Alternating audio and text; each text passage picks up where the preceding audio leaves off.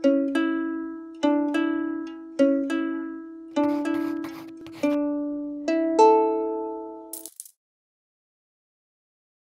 월급을 부탁해는 나와 다른 사람 혹은 나와 비슷한 사람의 사연을 보면서 다른 사람들은 어떻게 하는지, 그리고 또 내가 어떻게 해야 될지, 또 저기서 나 저렇게 해봐야지, 나도 해봐야지, 이렇게 배우고 비교하고 또 그런 재미들이 있죠. 네, 늘 재미있는 내 월급을 부탁해 내 월부입니다. 여러분들 함께 해주셔서 너무너무 감사해요. 자, 한 줄 고민부터 얘기를 해보도록 할게요. 자, 오늘의 사연자, 네, 오늘의 주인공 고민은 앞으로 소비 습관을 어떻게 해야 할까요? 입니다. 네, 소비 습관 고민이신 네, 사연자님의 이야기인데요. 여러 가지 궁금하다고 하셨어요. 자, 어떤 게 고민이신지 우리 한번 살펴볼까요? 자, 그 전에 월급 사연자부터 한번 만나보도록 하겠습니다. 자, 월급 사연자분은요. 네, 이름은 요미님이시고요. 이 요미는 뭘까요? 귀요미 할 때 그 요미인가요? 귀요미. 처음에 요미인데 저는 그 야구르트 있잖아요. 짜먹는 야구르트 요미요미인가요? 그거를 생각했었는데 곰곰이 생각해보니까 그 1 더하기 1은 귀요미 그 요미인가라는 생각이 좀 살짝 들었었어요. 1 더하기 1은 이건가요? 귀요미인가요? 자, 그리고 나이는 20대 후반이고요. 중등교사 3년 차라고 하셨어요. 오늘의 사연 한번 살펴보도록 하겠습니다. 안녕하세요. 눈팅만 하다가 용기 내어 연락드립니다. 자, 2년간 기간제 교사로 일하면서 공부하다가 올해 드디어 임용 합격을 했습니다. 자, 축하드려요. 드디어 임용 합격하셨대요. 기간제로 2년 하다가 임용 합격이 돼서 이제 원래 또 정식으로 이제 정식 기간제가 아닌 정식 교사로 근무를 하시게 되고 호봉도 인정돼서 3년 차로 근무를 하시게 됐어요. 굉장히 잘 됐죠. 기간제 2년간 거의 소비 없이 쭉 공부하면서 4천만 원 정도 저축을 하셨대요. 그래서 소비를 거의 하지 않으신 것 같아요. 4천만 원 정도 모으셨다고 하는 거 보니까 필요한 건 물론 쓰셨겠지만 어쨌든 4천만 원 모은 거는 대단한 거죠. 자, 소비가 일정하지 않아서 나름 쓸 만큼은 썼어요. 적게 쓸 때는 40만 원, 많이 쓸 때는 100만 원 이상도 썼습니다. 자, 그런데 제가 작년에 지출이 많지 않아서인지 연말정산으로 60만 원 정도 뱉어냈습니다. 지출이 많지 않았다기보다는 연말정산 기준을 넘기는 지출을 하지 않았다라는 게 조금 더 정확한 표현이 되겠죠. 지출이 많지 않았다 보다는 연말정산에 해당되는 지출 금액만큼 하지 않았기 때문에, 그리고 뭐 그런 소득공제나 연말정산 세액공제 받을 수 있는 상품을 따로 가입하신 게 없으셔가지고 뱉어냈다 이 얘기를 하신 것 같아요. 자, 그래서 연말정산으로 60만 원 정도 뱉어냈습니다. 현재 공제가 된다는 IRP에 관심이 가는데 한 달에 얼마 정도를 내는 것이 좋을지 여쭙고 싶습니다. 그리고 소비 습관에 대해서도 단호하게 이야기해 주세요 라고 하셨어요. 내 의지로 하면 참 좋겠지만 이게 다른 사람이 좀 이렇게 해야 돼, 이거 하지 마세요 라고 얘기해 주는 게 조금 더 약간 좀 뜨끔하는 것도 있고, 정말 그러면 안 되겠다라는 그런 생각이 들어서인지 모든 분들이 다 단호하게 얘기를 해달라고 하세요. 자, 멋있다. 임용 합격 짝짝짝. 임용 쉽지 않은데 대박. 그니까요. 임용이 이게 주변에 보면 그런 기간제 교사 하는 거 사람들도 있고 막상 준비를 하는데 이게 진짜 쉽지가 않더라고요. 이게 정식으로 임용이 채용이 되는 게 진짜 대단하다. 그죠? 호박종님도 와 너무 대단하세요. 1인 가구는 아무래도 한계가 있다 보니 노모님 헉. 자, 저도 처음으로 뱉어냈어요. 3만 원 정도. 늘 받다가 닭가슴살 먹고 그러니 돈 지출이 확 줄었네요. 오늘 좀 많은 꿀팁을 얻어 가셨으면 좋겠어요. 기왕이면 좀 여러 가지 준비도 하면서 또 돌려받는 것도 좋잖아요. 그죠? 자, 오늘 사연자의 고민 한번 보도록 하겠습니다. 자, 고민은 3가지인데요. 자, 첫 번째, 자, 드디어 임용이 합격돼서 제대로 된 직장 생활의 시작, 앞으로 소비 습관 어떻게 해야 될까요? 기존에는 일을 하면서도 공부하고 하시다 보니까 좀 정신이 없어가지고 그냥 필요한 돈, 나가야 되는 돈만 쓰시고 나머지는 다 알뜰하게 잘 저축을 하신 것 같아요. 기존에도 굉장히 잘 하셨지만 이분은 저축은 뒤에서 보시면 아시겠지만 저축은 잘 하시는데 앞으로 늘어날 소비 습관이 조금 걱정이신 것 같기는 해요. 이제 좀 마음이 놓이고 이제 좀 안정감이 생기다 보니까 돈을 모으거나 이제 공부를 한동안에는 웬만하면 좀 안 했을 거 아니에요. 공부에 좀 방해가 될까 봐. 그랬었는데 이제 앞으로 소비 습관 어떻게 해야 될까 이게 좀 고민이신 것 같고, 그리고 모아놓은 목돈 있죠. 목돈을 잘 관리하는 방법은, 자, 그리고 연말정산을 구체적으로 어떻게 해야 되는지, 그리고 금액은 얼마나 해야 되는지 이게 고민이다 라고 이야기를 해주셨어요. 자, 저는 연말정산 포기하고 모으기로 합니다. 늘 뱉어냅니다. 주린이님 늘 뱉어낸다고 하셨어요. 자, 요미님 월급을 한번 보도록 할게요. 자, 월급은 세후 260만원, 그리고 고정지출은 50만원입니다. 그리고 저축 투자는 163만원이라고 하셨어요. 자, 세후 260이면, 네, 그쵸? 뭐, 괜찮죠? 아무래도 교사다 보니까 급여는 이 정도면 그래도 저는 괜찮다라고 생각을 하거든요. 자, 그리고 내역을 한번 보도록 할게요. 자, 50만 원에 충격받으셨어요. 자, 50만 원. 자, 그런데 고정 지출이니까요. 또 쓰다 보면 조금 더 늘어나기도 하고, 고무줄처럼 늘었다 줄었다 하는 게 또 고민이고, 늘어날까 봐 이 걱정도 좀 하시는 것 같긴 해요. 자, 수입은 세후 기본 급여가 260만 원이고요. 그리고 명절, 네, 상여가 130만 원이에요. 이게 이제 추석, 설날 이제 떡값이라고 하죠. 상여가 두 번 나오는데, 그래서 이제 설, 추석 두 번 해서 260만 원이 나오고, 그리고 급여 외에 비용이 있어요. 또 각종 수당이 있을 수 있고, 성과금이 있을 수 있고, 또 초과 근무를 하기도 하잖아요, 선생님들은. 그래서 이런 비용들까지, 네, 들어온다고 해요. 근데 이거는 매달 바뀔 수가 있어요. 뭐 좀 많이, 네, 뭐 초과 근무를 한다거나 그러면 조금 더 이제 받을 수 있는 부분이 있고, 좀 덜하면은, 네, 좀 금액이 줄어들 수도 있겠죠. 그래서 기본적인 급여는 260만 원이다. 그리고 추가적인 급여 외 비용을 하면 뭐 그달 다르지만 어쨌든 260보다는 많겠죠. 그래서 300만 원 안팎으로 그렇게 아마 더 받거나 하시지 않을까라는 생각이 들어요. 300만 원 선이라고 저는 이제 예측을 살포시 해봅니다. 이제 직장 때문에 이제 월세를 이제 살게 되셨는데 28만 원이라고 하셨는데, 보증금 플러스 이게 어떤 의미인지 모르겠어요. 이 안에 보증금이 플러스가 되어 있다는 건지, 아니면은 월세는 이렇게 나가고 있고 보증금을 따로 또 뭐 500이면 500, 1000이면 1000, 뭐 이렇게 했다는 건지, 아니면 보증금을 좀 높여서 월세를 깎았다라는 말인 건지, 이게 어떤 의미인지를 잘 모르겠어요. 어쨌든 매월 28만 원씩 나가고 연으로 하면은 336만 원 정도, 네, 월세가 나갑니다. 자, 그리고 관리비, 전기, 가스 이렇게 나가는데 6만 원씩 나가고 있다고 해요. 그래서 연간 72만 원 정도 되고, 그리고 핸드폰 요금은 5만 원. 이 정도면 내월부에서는 굉장히 잘 관리하고 있는 축에 들어가죠. 물론 만 원짜리 쓰시는 우리 또 시청자분들도 계시고, 굉장히 통신비를 확 줄여서 쓰시는 분들 많이 계시죠. 알뜰폰 만 원 이런 요금 쓰시는 분들도 있는데, 뭐 저는 항상 말씀드리지만 저는 기본이 통신요금 기본이 10만 원인 줄 알았어요. 다들 약속이란 듯이 10만 원을 쓰셔가지고. 그래서 5만 원이면 양호하다. 그래서 연간 60만 원 정도 통신비를 지출하고 있다. 자, 그리고 보험료는 어떤 보험인지 얘기는 안 해주셨는데 11만 원 정도 내고 있다고 하셨고, 연간 환산하면 132만 원 정도. 그래서 매월 50만 원씩 나가고 있고, 연간으로 하면 600만 원 정도 이렇게 지출을 하고 있어요. 고정 지출을. 자, 여러분, 이 중에서 여러분들이 좀 꿀팁을 전수하고 싶다, 이거는 좀 이렇게 도움을 받으면 좋아요 라고 하신 거 있나요, 여러분? 보험료 11만 원이면 실비 하나일까요? 실비 하나 이 정도 나오나요? 저는 가입한 지가 좀 되긴 한데, 실비가 이 정도면 굉장히 보장이 많이 들어간 거거나, 11만 원까지 한 두 개 정도 더 들어가지 않을까요? 이게 어떤 성향인지 모르겠어요. 보험 내역을 몰라가지고. 실비랑 뭐 여러 가지 섞여 있을 수도 있고, 실비 하나만 좀 빵빵하게 넣으면 뭐 10만 원이 넘어갈 수도 있기는 하죠. 근데 내역을 모르니까 이게 추측을 할 수가 없어요. 자, 그리고 소비는 저축보다 적은데 핸드폰 요금만 많이 나오시네.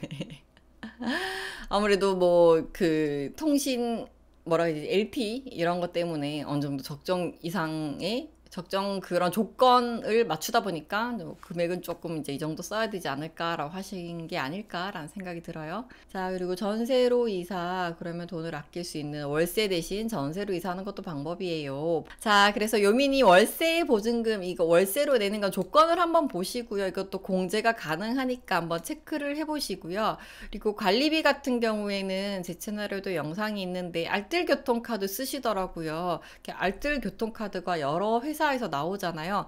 그 중에 이제 관리비를 이제 할인해주는 그런 카드도 있어요. 제 채널에도 뭐 고정지출 관리비 할인 카드 그 관련 영상인데 그걸 한번 참고를 해보시는 게 좋을 것 같아요. 혹시나 카드를 쓰신다면.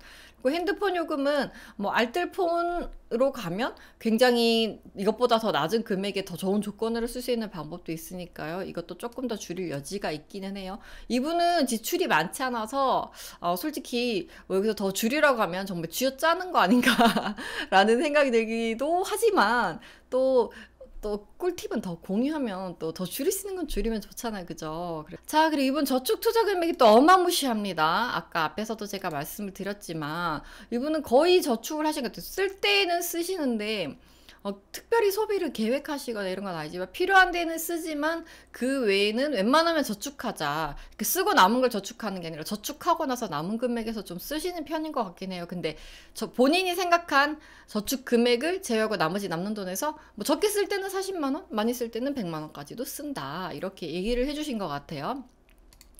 자, 카카오 적금 같은 경우에는 3월 달에 지난달에 넣으셨죠. 아마 앞에 뭔가 만기가 돼서 이제 끝나는 게 있었을 것 같아요. 그래서 이거를 이제 3월 달 이제 4월 달 이렇게 가입할 때 넣고 3월 설 이렇게 넣지 않았을까라고 계산을 해서 제가 30만 원으로 계산했는데 가만 생각해 보니까 지난달 이번 달이면은 30만 원이면 60만 원인데 이 금액이 45만 원일라나?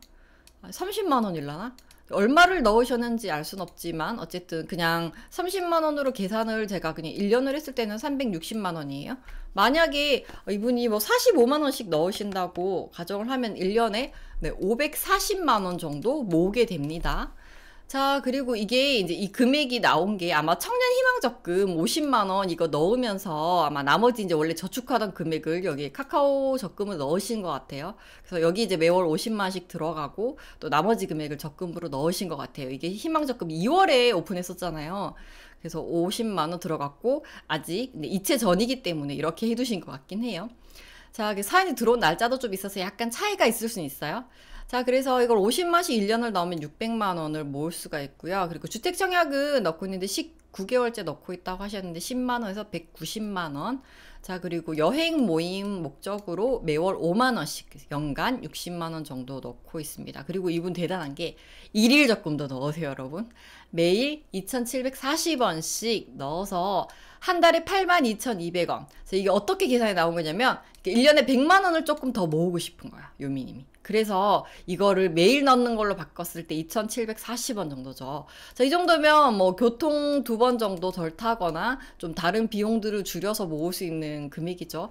그래서 저는 이렇게 넣으시는 분도 처음 봤기 때문에 일일 적금까지 넣으시는 분 정말 처음 봤기 때문에 이것도 정말 좋은 방법이다. 1년에 100만 원 더 모으려고 매일 2,740원씩 뭔가를 아껴서 넣으면 더 대단하겠죠. 자, 그래서 이런 일일 적금 같은 경우에는 여러분들이 뭐 저금통이라든지 아니면 이렇게 매일 넣는 적금처럼 좀 활용을 해보시는 게 되게 좋을 것 같아요. 굳이 꼭 이제 자동이체 되지 않더라도 여러분들이 매일 뭔가 미션으로 하고 싶은 습관들 있잖아요. 좀 뭐 걷기라든지 아니면 교통비 한번 줄여서 한 번 줄인 걸로 좀 건강도 생각하고 돈도 아끼고 그래서 걷기 이런 식으로 하는 아낀 비용들을 적금으로 넣는 거예요. 그래서 뭐 현금을 모으셔도 되고 아니면 오늘 교통비 아꼈다 뭐 1,250원 이렇게 뭐 따로 통장을 만들어서 자유적금이나 그런 통장으로 뺄 수 없는 통장으로 계속 넣으시는 거예요.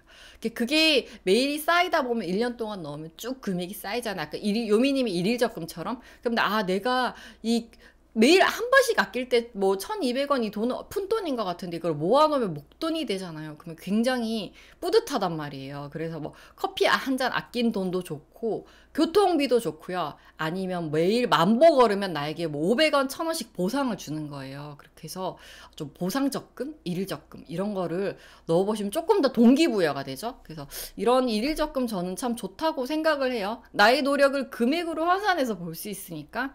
그래서 이런 것들 굉장히 좋다라고 생각을 합니다. 인간적으로 소비 문제가 아니라 소비를 어떻게 하는지 모르시는 느낌. 소비를 좀 하셔야 할 듯요.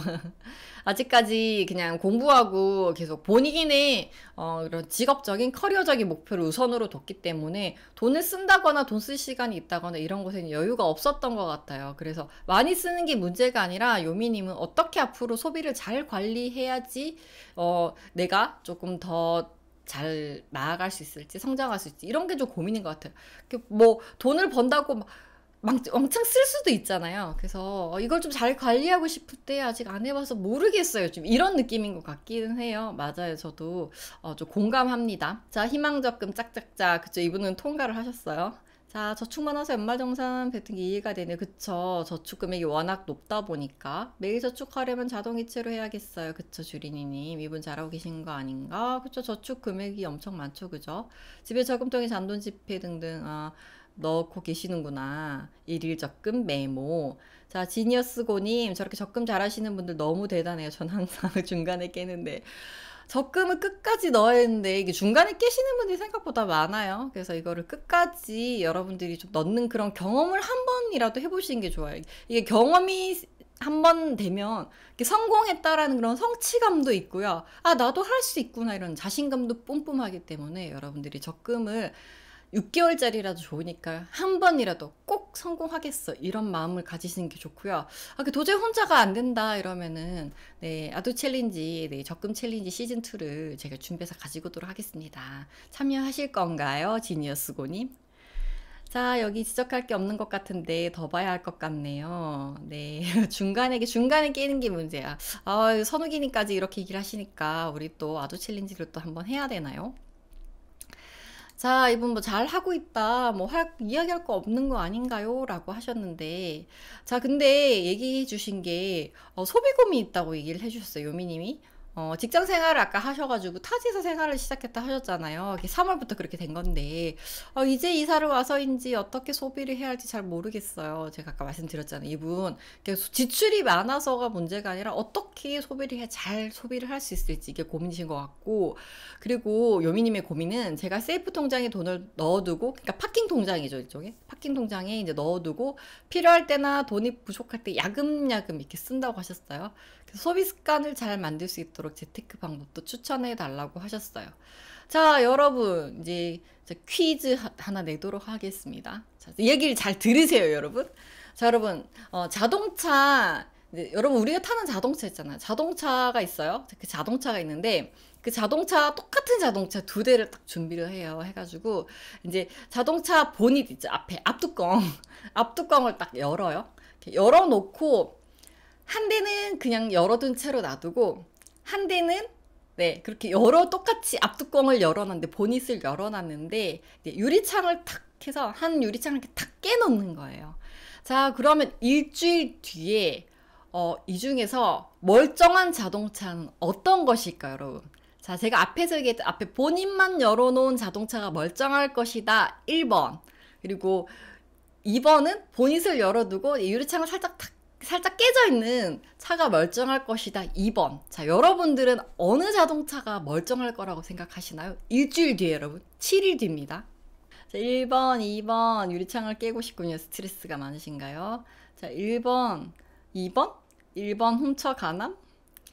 자, 1번, 2번 여러 가지 의견이 나왔는데요. 자, 정답은 일주일 뒤에 멀쩡한 자동차는 자, 1번입니다. 1번.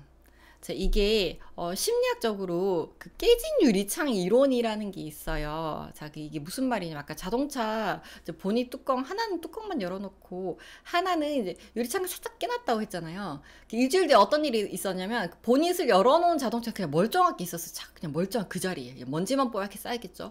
자, 그런데 이렇게 보닛을 열어두고 똑같은 조건에 창문을 깨트린 자동차는 일주일 뒤에 어떻게 되는지 아세요? 뭐 핸들도 뽑아가고 엔진도 뜯어가고 뭐 이것저것 다 뜯어가고 자동차가 너덜너덜해진 거예요.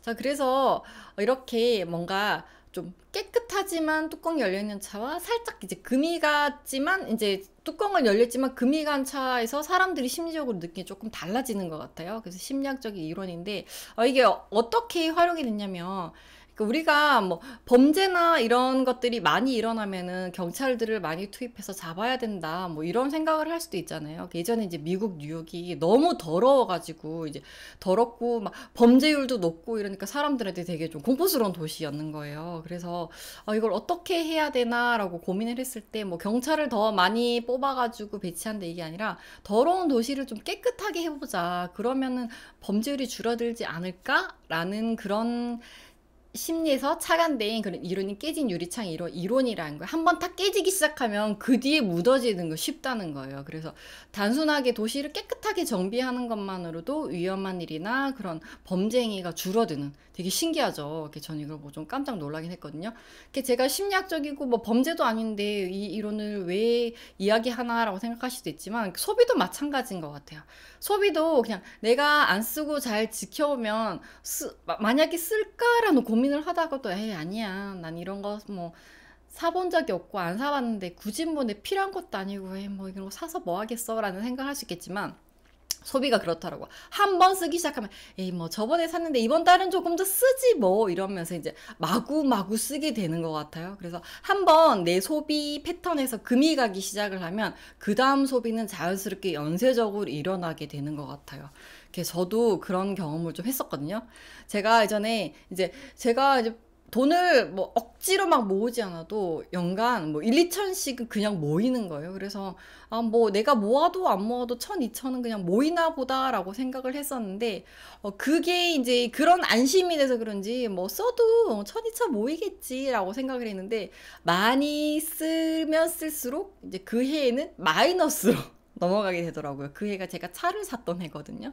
그래서 이게 소비가 한번 딱 금이 가고 이렇게 물줄기가 졸졸졸졸 새기 시작하니까 나중에는 그 구멍으로 댐이 터지듯이 그냥 소비가 툭 터져버리더라고요. 그래서 저는 소비 지금 통장에 조금 필요할 때, 지금 필요할 때 조금씩 야금야금 쓴다고 하셨잖아요. 이걸 처음부터 좀 잘 계획적으로 관리를 하는 게 필요하다라고 생각을 해요. 이제 지금은 이때까지 돈을 써보지 않았고 돈을 어떻게 써야 되는지도 모르겠고 뭐 큰 생각이 없었지만, 이게 소비를 하나씩 하나씩 늘리기 시작을 하면 나중에는 금액이나 개수나 이런 것들이 늘고 카드값도 확 늘고, 그렇게 되면 적금이나 이런 것들도 깨야 되는 상황이 올 수도 있고, 또 모으는 저축 금액도 확 줄어들 수 있어요. 2년 동안 4천만 원을 모았는데 나중엔 진짜 뭐 3년 4년을 모아도 4천을 겨우 모을 수도 있단 말이에요. 그래서 저는 처음부터 내 소비를 좀 잘 견고하게 잘 쌓아서 계획을 잘 세워서 앞으로 지출이 많이 늘지 않고 이 저축률을 잘 꾸준히 모아서 좀 목돈을 딱 모을 수 있는 그런 요민님이 되었으면 좋겠다라는 생각을 해요.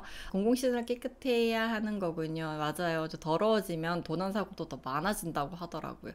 이게 사람들이 심리적으로 깨져 있으면 저거 누가 뭐 버린 걸 거야 라고 생각할 수도 있고, 조금 관리가 안 된다고 생각하면 사람들이 그 부분에 대해서 오히려 좀 쉽게 생각하는 게 있는 것 같아요. 이거는 뭐 물질적인 부분에서 깨지고 안 깨지고 이런 얘기가, 심리적으로 사람들이 깨끗한 환경은 관리되고 있다라고 생각을 하고, 그러면은 쓰레기를 버리는 것도 버리려다가도 멈칫하게 되고 쓰레기를 안 버리게 되고, 그리고 범죄나 이런 것도 일어나면 여기서는 왠지 하면 안 될 것 같다라는 생각이 드는 그런 심리적인 이론이더라고요. 그래서 보면서 소비도 깨진 유리창처럼 정말 하나 탁 금이 가서 계속 쓰기 시작하면 이게 밑도 끝도 없이 늘어난다라는 생각이 좀 많이 들었었어요. 자, 맞아요. 한 번씩 한 번 쓴 만 원이 100만 원이 되어 있는, 그러니까요, 여러분. 이게 만 원이 그 10만 원, 100만 원이 어렵지 한 번 끌고 나면 다음에 100만 원, 200만 원 그냥 쉬워진단 말이에요. 그래서 초기 좀 잘 계획이나 이런 습관을 잡는 게 중요해요.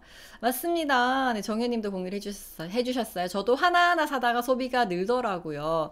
소비는 하나 하면 둘이 되고, 둘 하면 셋이 되고 점점 늘어나지, 억지로 줄이지 않으면 줄어들지 않아요. 아까 제가 말씀드렸잖아요. 이게 금이 간 댐처럼 툭 터지는 것처럼 이걸 다시 봉합하려면 굉장히 본인의 굳은 의지와 노력이 필요합니다. 카드 내역서 마이너스 만원, 마이너스 15,000원. 300만, 아유, 300만. 자, 근데 소비도 학습이 되어야 하는 것 같아요. 저는 첫 신용카드로 음반 사는데 일주일에 100만 원 쓰고 신용카드 개념이 음반 사는데 음반 이렇게 많이 사셨어요? 와, 맞아요. 소비도 습관이고 이제 학습이 되는 게 있는 것 같아요. 맞아요. 소비도 정말 습관입니다, 여러분이. 우리가 사는 인생은 모두 습관이에요. 자, 그래서 고민 세 가지 아까 제가 말씀드렸지만 여러분들이 또 잊으셨을 것 같아서 제가 한번 준비를 해봤어요. 자, 소비 습관 어떻게 될지 왜 고민인지 여러분들이 이제는 조금 더 이해가 가시죠, 요미님. 자, 그리고 목돈을 잘 관리하는 방법, 모아둔 4천만 원 목돈을 어떻게 관리해야 될지, 그리고 연말정산 공제받는 방법과 금액도 한번 이야기를 해볼까 해요. 자, 솔루션입니다. 자, 우선 요미님에게 필요한 첫 번째 솔루션은 357 계획을 한번 세워보는 게 좋을 것 같아요. 369도 아니면 357일까? 우선 이제 지금까지 2년 동안 기간제 기간 하는 동안 이제 임용이 되기 위해서 이제 임용이 되는 게 목표였을 것 같아요. 요미님은. 그래서 그때까지 임용이 될 때까지 열심히 공부하고 그냥 필요한 지출만 하고 이렇게 사셨는데 이제 정식 임용이 됐으니까 이제 정식 직원이 된 거잖아요. 정식 교사가 된 거잖아요. 자, 그러면 이제 앞으로 계획을 또 다시 한번 목표 설정을 해보시는 게 중요할 것 같아요. 지금 과거 2년은 이제 임용, 이제 정식 교사가 되는 게 목표였으니까 이 목표 이뤘다, 그죠? 그럼 이제 그 다음 목표를 세워보는 거예요. 내가 3년 뒤에 과연 뭘 하고 있을까? 뭐 구체적인 계획이 딱 없어도 뭐 남자친구가 있든 없든 결혼 계획이 있든 없든 어쨌든 3년 뒤에 뭐 결혼을 할 계획이 있다라고 하시면 결혼 자금이 필요할 수 있겠죠. 그리고 뭐 만약에 내 집 마련을 하고 싶다 이런 목표가 있을 수도 있고요. 자, 그래서 내가 3년 뒤에 뭘 하고 있고 그러면 그걸 하려면 돈이 얼마가 필요할지를 고민하는 게 우선 되어야 될 것 같고, 그리고 그 다음 5년 뒤 뭐 결혼을 한다라고 가정을 하면 뭐 자녀가 있을 수도 있겠죠. 그래서 자녀가 있으려면 내가 또 얼마가 돈이 필요할까 현실적으로 한번 계산을 해보는 거예요. 아니면 결혼한 친구한테 물어보던가, 애 낳고 키우는데 돈 얼마나 들었어? 막 이런 걸 한번 들어보던가. 그리고 7년 뒤를 또 한번 고민을 해보는 거예요. 그때 내가 또 뭘 하고 있고 뭘 하고 싶을까, 그러려면 돈이 얼마가 필요할까, 이런 걸 고민을 해보는 게 좋겠죠. 자, 그래서 목표 금액을 한번 설정해보고 이제 내가 뭘 할지 얼마가 필요할지 이런 것들 한번 세워보는 게 중요할 것 같아요. 자, 그래서 이 목표 금액을 설정하기 위해서는 구체적인 기간과 금액이 필요합니다. 그냥 뭐 결혼자금 모으기보다는 뭐 1년에 2천만 원 모으기, 그러면 3년을 모으면 6천만 원이 되잖아요. 이렇게 구체적인 기간과 금액이 있어야 또 세부적인 계획이 나와요. 1년에 2천만 원 모으려면 월에 얼마를 모아야 된다. 지금 모으시는 금액에서 큰 차이가 나진 않거든요. 그래서 2천만 원을 1년 동안 모으려면 뭐 월 167만 원을 저축을 하면 된다. 이렇게. 아니면 조금 더 높이고 싶다라고 하시면 2,500만 원까지 올리시는 것도 괜찮고요. 그래서 이렇게 구체적인 기간과 금액을 설정하시는 게 중요해요. 자, 그리고 소비 계획을 세우시는 것도 중요한데 이게 계획을 세우는 것과 안 세우는 것에서 소비가 아마 크게 차이가 날 것 같아요. 왜냐면 이렇게 급여 외에 비용이 들어오잖아요, 요미님. 이런 거는 왠지 그냥 플러스 보너스의 개념이란 말이에요. 이런 것들을 그냥 놔두면 이거는 어차피 보너스니까 좀 추가된 급여 외에 추가된 금액이니까 뭐 다른 거 좀 사볼까 라든지, 명절 상여 같은 경우에도 뭐 필요한 금액을 제외하고 나머지는 어차피 꽁돈 생겼는데 뭔가 하나 사볼까 이런 생각이 들 수 있단 말이에요. 사는 게 나쁘다는 게 아니라 이런 것도 다 계획이 있어야 된다는 거예요. 그래서 저 같은 경우는 어떻게 했냐면 이렇게 월급이 들어오잖아요. 이거는 뭐 제가 매월 생각하는 그런 금액을 제외하고 나머지는 이제 옮겨놓고 통장을 쪼개니까 이제 다른 곳에 옮겨놔요. 전 우선 뭐 파킹 통장이나 뭐 다른 통장으로 옮겨놨었어요. 그렇게 하고 명절 상여, 그리고 추가적으로 들어오는 그런 보너스나 이런 것들 있죠. 뭐 급여 외의 비용 이런 것들도 다 빼가지고 따로 다 옮겼어요.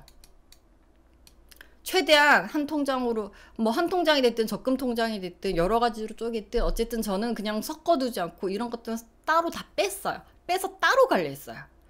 그러니까 우선 눈에 보이지 않으니까 이게 좋은 게 뭐냐면 눈에 보이지 않으니까 안 쓰게 되고 그리고 이렇게 따로 모으니까 돈이 쌓여가는 게 보여서 아, 이 돈을 쓰지 않고 모으면 이 정도를 모을 수 있구나라는 거를 숫자로 확인할 수가 있어요. 사람은 참 망각의 동물이에요, 여러분. 뭔가 보여주고 이렇게 증빙하지 않으면 그냥 잊어버려요. 우리가 뭐 다이어트 해야지 라고 늘 결심하고 다이어트는 내일부터를 외치는 것처럼 돈 모으기도 습관이라고 아까 말씀을 하셨잖아요. 중요한 얘기를 하셨는데 이렇게 뭔가 습관하고 계속 눈으로 보여주고 확인시켜주지 않으면 그냥 돈을 모으는 목적을 어느 순간 잊어버리게 돼요. 그래서 여러분들이 이런 것들을 그냥 지나치지 말고 사소한 것 같지만 이런 것들을 좀 따로따로 관리를 하면서 또 요 금액만큼 또 따로 적금하고 요 금액만큼 또 따로 이렇게 뭐 예금으로 넣는 방법도 있고 여러 가지 다르게 좀 활용을 하시는 것도 좋은 방법이 아닐까라는 생각을 해요.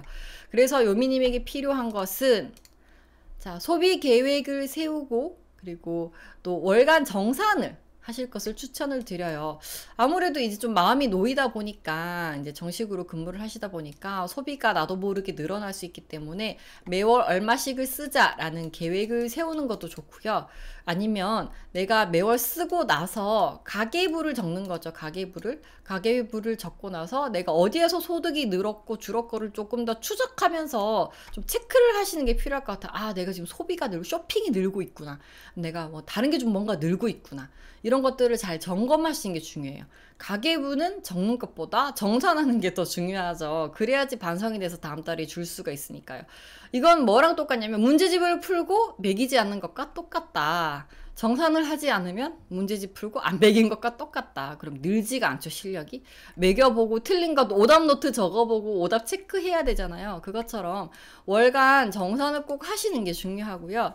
그리고 신용카드보다는 체크카드를 쓰시는 게 낫겠죠. 아마 기존에도 체크카드를 왠지 쓰셨을 것 같은 느낌이 들기는 해요. 요미님이 따로 얘기는 안 해주셨어요. 이게 카드 관련 부분이 없더라고요. 본인 고민이 카드 부분은 크지 않은 것 같아요. 연말정산도 뱉어내신 거 보면 지출이 많지 않았고 아마 체크카드를 좀 많이 쓰시지 않을까라는 생각이 들기는 해요. 자, 그거 재미있던데요. 유가비 계산하는 사이트 있더라고. 아, 그래요? 그런 게 있어요? 저는 몰랐는데 한번 찾아봐야 되겠다. 자, 보너스 금액은 잔돈 적금 추천, 카드 쓰면 잔돈 적립하는 거, 그게 그나마 덜 고통스러운 느낌. 자, 솔루션 두 번째는, 자, 요미님은 좀 덕케이로 돈 관리를 하시는 게 좋을 것 같아요. 자, 여기가 어디냐면, 그 교직원 공제 홈페이지에 여기 보면 교직원 공제회라고 있죠, 여러분. 그래서 여기 이제 가시면 이제 교직원분들이 활용할 수 있는 상품들이 많이 있어요. 그래서 기존에도 하셨는지는 모르겠는데 여기 들어가시면 아무래도 뭐 저축이나 이렇게 대출인 것 같아요. 그리고 뭐 보험 그리고 여러 가지 복지 서비스도 이용을 할 수가 있고요. 특히 여기에서 좀 저축 부분을 많이 보셨으면 좋겠어요. 여기 보시면 여기 뭐 장기 저축 급여 뭐 미소누리 대여 이건 대출 관련이니까 그리고 이렇게 여러 가지 이제 장기적으로 할 수 있는 이런 것들을 좀 가입을 하실 수가 있고 이율도 높고 대신 기간이 좀 긴 것도 있어요. 그리고 금액 제한이 있는 것도 있긴 한데 본인의 조건이나 금액이나 이런 것들을 시중 상품들이랑 비교해서 아, 장기적으로 넣어도 괜찮을 것 같다 하시면 이율이 높으니까 이쪽으로 넣어보시는 것도 괜찮을 것 같고 그리고 보험도 있더라고요. 보험 상품들도 있어요.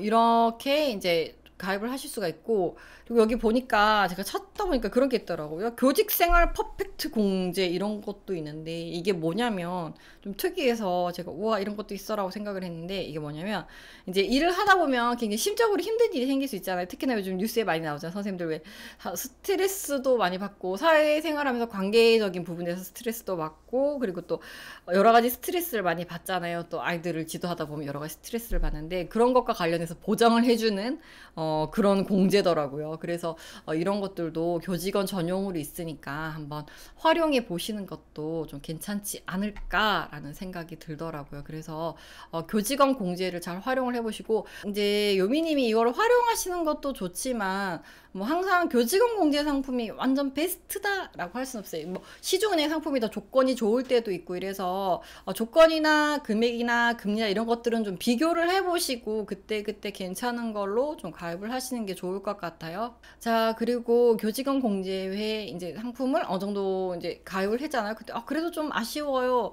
이거는 뭐 기간이 긴 게 많아서 좀 아쉽다라고 하시면 이제 기존에 있는 상품들을, 시중에 있는 상품들을 좀 활용하시는 것도 좋은데, 특히 ISA 계좌 같은 경우에는 목돈을 넣어두시면 200만 원까지 소득에 따라서는 또 더 비과세를 받을 수 있는데, 비과세가 돼요. 세금을 안 내고 200만 원까지는 이제 세금 안 내고 다 받을 수가 있는 거죠. 그래서 목돈이 있으시니까 뭐 예금이나 이런 상품들도 되거든요. 다시는 이제 당장 뭐 1년짜리 이런 거는 좀 넣어두시면 조금 이제 기간이 안 맞아서 그럴 수 있지만, 연간 2천만 원 한도로 비과세를 받을 수 있는 상품도 되기 때문에 좀 목돈을 장기간 넣어 놓을 건데, 투자는 좀 그렇고 그냥 저는 안정적인 곳에 넣으려고 하시면 ISA 계좌로 활용하시는 것도 괜찮고, 또 투자형 상품도 있으니까 그것도 한번 체크를 하셔가지고 내가 투자도 조금 해보고 싶다 하시면은 그것도 한번 고민을 해보시는 게 좋을 것 같아요.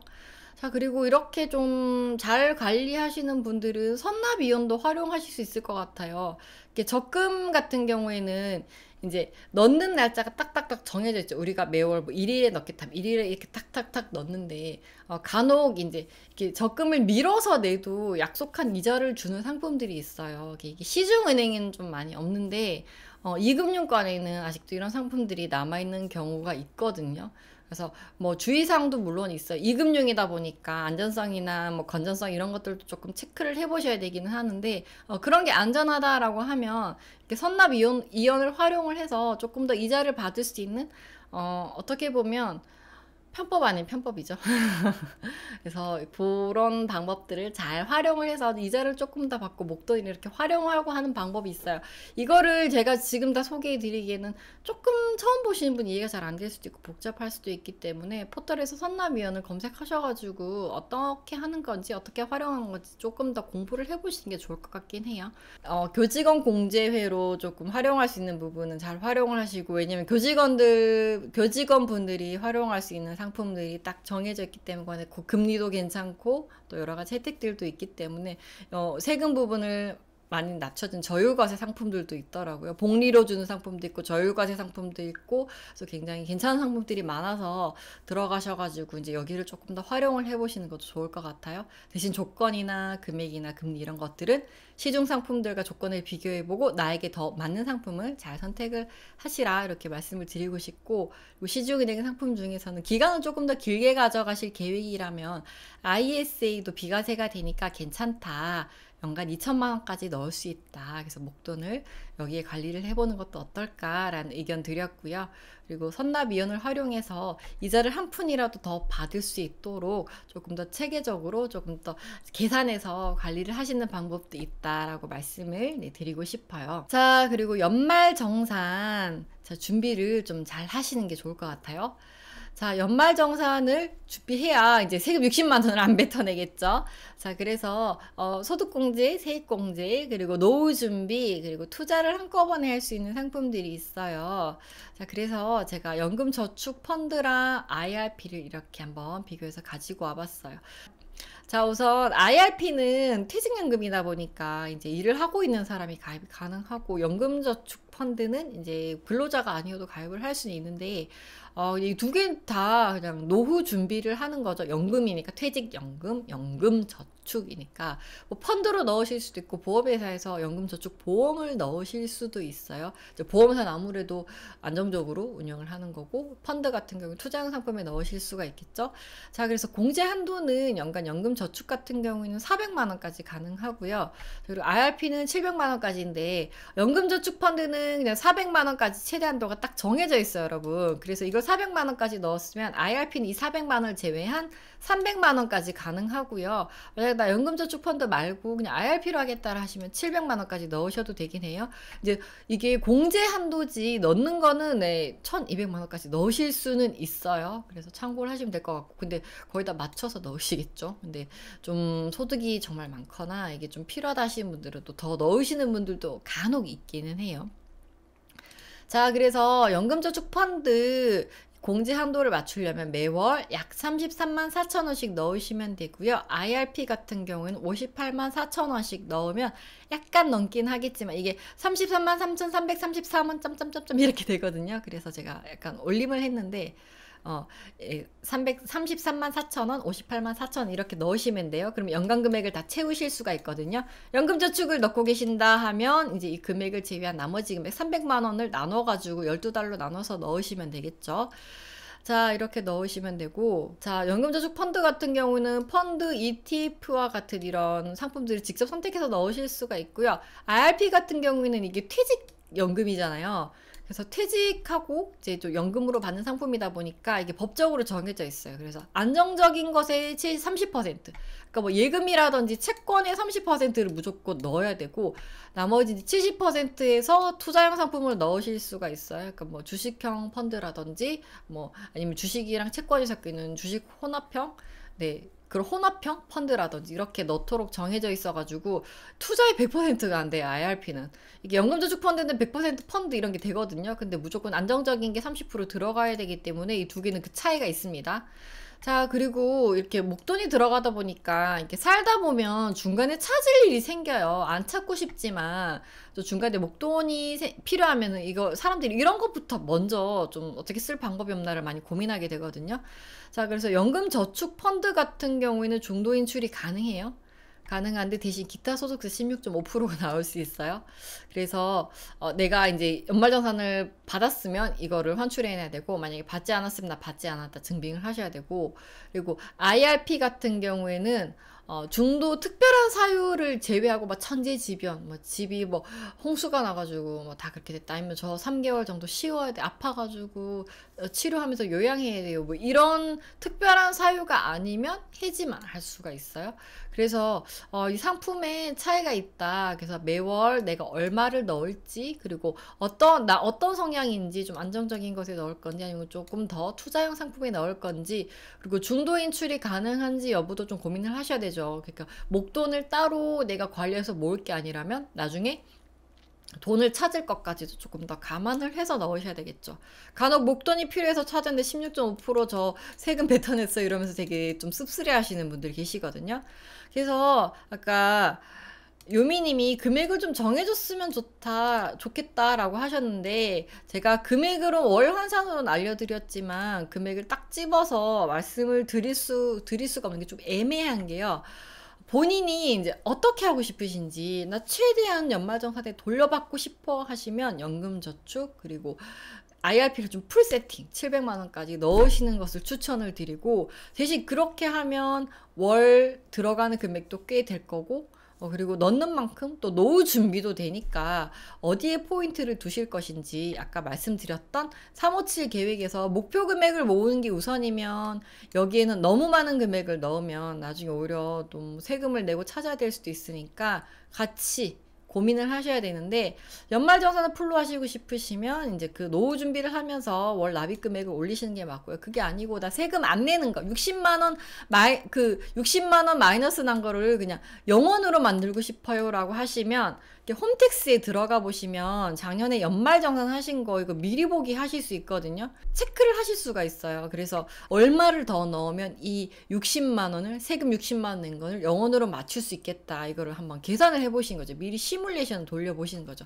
아까 얘기하셨잖아요. 그 세금 환출해가지고 이거 계산해가지고 이제 세금 안 내는 걸로 바꾸셨다고 호박죽님이 작년에 저도 홈택스에서 미리 확인하고 연금저축 꽉 채웠다라고 하셨잖아요. 그래서 어떻게 할 건지 나 돈 모으는 게 우선인지 그리고 이제는 조금 더 여유롭게 노후 준비도 하면서 돈 모으고 싶어인지 좀 그런 부분들을 잘 계산을 확인을 하셔가지고 이제 연말정산 얼마만큼 챙기시고 싶은지 조금 더 고민을 하시는 게 좋겠죠. 노후 준비를 많이 하고 싶어요 라고 하시면 최대한 금액을 좀 많이 넣으시는 게 좋을 것 같고 노후 준비보다는 그냥 연말정산 세금 내는 금액만 좀 줄이고 싶다라고 하시면 영원으로 맞추고 싶다라고 하시면 거기에 맞게 연금저축펀드라든지 IRP에 넣는 금액을 세팅을 하시는 게 좋겠죠. 교직원분들은 연금이 잘 되어 있잖아요. 뭐 최근에 좀 바뀌긴 했어요. 그것만 너무 딱 믿고 있기보다는 추가적으로 노후 준비를 좀 하고 싶다라고 하시면 좀 이런 개인적으로 연금 상품 좀 추가로 하시는 게 좋을 것 같고, 우리가 노후에 생각보다 일을 하는 기간 동안, 일을 하는 기간보다 일을 하지 않고 살아갈 기간이 더 길고요. 그리고 매월 생활비가 내가 예상했던 것보다 생각보다 많이 지출된다. 그리고 내가 예상하지 못한 목돈을 지출하는 경우도 많다라고 하거든요. 그래서 그런 부분들을 생각했을 때 노후 준비도 좀 꼼꼼하게 잘 체크를 해서 어떻게 할지 한번 이번 기회에 고민을 하시는 시간이 되면 너무너무 좋을 것 같아요. 자, 오늘 요미님의 내 월급을 부탁해 한번 여러분들과 같이 이야기를 나눠봤어요. 이제 여러분들의 의견은 너무 잘하고 있는데 이분 할 게 있나? 라고 하셨는데, 아무래도 이제 정기적으로 딱 소득이 딱 이제 확정이 되니까 마음이 놓여서인지 소비 습관을 어떻게 해야 되나, 이제 이사도 했고 하니까 어떻게 되나 이걸 굉장히 고민하셨는데, 너무 많이 늘리지 않으셨으면 좋겠어요. 예, 미니멀리즘, 원래 모델하우스가 아름다운 이유는 여러 가지 살림살이가 없어서겠죠. 그래서 좀 아주 소박하고 깔끔하게 본인의 생활 공간을 잘 꾸미셨으면 좋겠고, 어차피 사도 그 물건 다 안 써요, 요미님. 여러분들 그렇지 않나요? 샀다고 내가 그걸 100%다 활용을 하나요? 그 중에 반 이상 쓰레기가 되죠. 그래서 본인이 어디에 좀 중심을 두고 돈을 쓸지, 좀 저축, 내 미래를 위해서 쓸지, 계획을 어떻게 세울지, 이런 것들을 조금 더 고민을 해보고 매월 소비 계획을, 내 저축 계획에 맞춰서 한번 세워보시면 소비를 어느 정도 관리를 하면서 돈을 좀 잘 모을 수 있지 않을까라는 생각이 들어요. 그 계획 안에 요미님이 또 활용할 수 있는 교직원, 한국 교직원 공제회라든지 여러 가지 비과세 상품, 그리고 연말정산을 대비하는 상품들까지도 본인의 인생 계획 안에, 노후 계획 안에, 저축 계획 안에서 아주 현명하게 잘 하시기를 바랍니다. 자, 한 줄 솔루션 오늘 어떻게 내리면 좋을까요, 여러분? 자, 네, 다 잘하고 싶어 하시니 더 잘하고 싶어 하시니 완벽한데, 그쵸? 고민하지 않으면 사연을 보내지 않습니다, 여러분. 그래서 여기 사연을 보내는 것만으로도 고민하고 있고 더 잘하고 싶은 마음이 있으니까 보내시는 거겠죠. 네, 그 점 우리가 칭찬해 드려야 돼요, 정말. 지금까지도 너무 잘 모으셨고 목돈을 많이 모으셨는데도 불구하고 본인이 소비를 이렇게 해도 되나, 소비 습관을 어떻게 하면 더 잘할까를 고민을 하시는 거 보니까 너무너무 대단하다는 생각이 들고 너무너무 뿌듯하고, 너무 지금까지 잘 하셨어요. 저는 생각하기 지금 하셨던 것처럼 하시면 될 것 같아요. 그런데도 고민을 하시니까 지금 하셨던 것처럼 잘 관리해 나가시면 되겠다라는 생각이 들기는 해요. 자, 저도 이번에 독립했는데 스톤파티님 도움이 되는 말이네요. 그쵸? 자, 인터넷 쇼핑 결제할 때 여러 번 생각하게 돼요. 그쵸? 자, 잘하고 있다! 방심만 하지 말자. 좋습니다. 자, 제 사회초년생 때는 쓰는 인생이었기에 정말 박수가 절로 나와요. 다들 감탄하세요. 이렇게 저축을 잘 하고 있다는 것만으로도 좀 대단하다라고 생각을 해요. 잘하고 있는데 더 잘하려고 하면 압박감에 고민만 늘어난다고 해요. 네, 대림 시청만 꾸준히 하면 요미님은 만사 해결, 그렇죠. 또 꿀팁들을 마구마구 방출해 드리죠. 자, 비싸 샤인머스켓 님도 스타예요. 저 네월부에 샤인머스켓 청포도님 사연이 이제 올라갔었죠. 그래서 항상 이렇게 라이브 때 들어와서 얘기하시는데 다들 알아보시고 이렇게 또 반겨주시더라고요. 저 요미님도 라이브에서 뵙는 날을 기다리겠습니다. 자, 고민하는 것만 해도 남보다 앞서간다고 생각하시면 나을 듯. 네, 별일 아닐 듯 합니다. 그럼요, 많은 변화가 있었는데 상담 전후 올려야 할까요? 그래요, 우리 청포도님도 후기 해야 되나? 후기 좋습니다. 후기 올려주세요, 청포도님. 어떻게 하고 계신지. 내 얼굴을 통해서 내가 이렇게 바뀌었어요. 자, 우리 아이가 달라졌어요. 아니, 내 월급이 달라졌어요. 네, 이걸 해야 되나? 내 월급이 달라졌어요. 하도록 하겠습니다. 자, 그럼 한 줄 솔루션 너무 잘 하고 있다. 방심만 하지 말자. 스톤파티님 좋습니다. 자, 이거를 하도록 할게요. 저는 이게 조금 와닿는 것 같아요. 너무 잘하고 있다. 칭찬도 있고 그리고 또 앞으로 어떻게 해야 될지 잘하고 있다. 방심만 하지 말자. 너무 잘하고 있죠, 그죠? 자, 그래서 방심하지 말자. 앞으로 이렇게 이 기조를 쭉 이어가자. 너무너무 잘하고 있다라는 좀 여러분들이 이야기를 해주셨어요. 다들 잘하고 있다 칭찬 많이 해주셨어요, 그죠? 자, 모으는 기간에는 투자 공부, 부동산 공부, 경제 뉴스도 틈틈이 보고 익히시면 좋을 것 같아요. 그쵸? 공부를 해야 돼요. 경험이 쌓이는 만큼 보이는 거거든요. 그래서 그냥 무턱대고 하기보다는 공부를 하는 게 중요하죠. 자, 쓰는 각종 포인트 기부해보세요. 너무 좋은 방법인데. 자, 후기 끝내준다. 기대된다. 두근두근. 자, 내 월급이 달라졌어요. 좋아, 내 월급이 달라졌어요. 내 월달, 내 월부 후기. 내 사연 다들 궁금해 하시는데 청포도님 올려주셔야 됩니다. 자, 네, 스톤 파티님 선정되다니 기뻐요. 네, 아유, 너무 훌륭한. 방심만 하지 마주셨습니다. 요미님은 잘하고 있으니까 결혼식 때 보면 될 것 같아요. 결혼 계획이 있는지도 없는지도 몰라요, 여러분. 자, 오늘 여러분들과 함께 이렇게 내 월급을 부탁해. 네, 요미님의 사연으로 함께 했습니다. 다들 어떻게 보셨나요? 한 줄 솔루션까지 이렇게 잘 마무리를 해봤습니다.